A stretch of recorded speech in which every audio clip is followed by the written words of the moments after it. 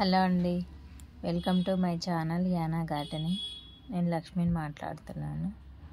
ఇవాళ మన ఛానల్లో వచ్చేసి పొగాకు మొక్క గురించి తెలుసుకుందాము. ఇంతసేపు టెర్రస్ గార్డెన్లో వీడియోస్ అంటే మీకు కూడా బోర్ కొడుతుందేమో, కాబట్టి ఇలాంటి వీడియో చేయాలి అనిపించి చేస్తున్నాను. సో చివరి వరకు చూడగలరు, నచ్చితే ఒక లైక్ అయితే ఇవ్వగలరు. ఈ పొగాకు తోట అనేది రైతులకు చాలా లాభసాటిగా ఉంటుంది. లాభాలు వచ్చే పంటల్లో మొదటిదని కూడా చెప్పుకోవచ్చు.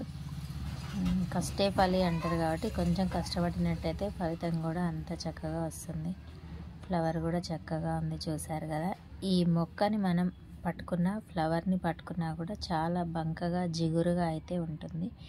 కొంచెం స్మెల్ అయితే వస్తుందండి. ఆ చుట్టుపక్కల వాతావరణం ఆ ప్లేస్కు వచ్చినట్టయితే కొంచెం స్మెల్ అయితే స్ప్రెడ్ అయ్యి ఉంటుంది. స్మెల్ మనకు తెలుస్తుంది. మొత్తానికి ఇది అయితే 4 నెలల పంట అండి. ఈ 4 నెలల సమయంలో 60 రోజుల్లో 6 సార్లు ఆకునైతే తీయొచ్చండి.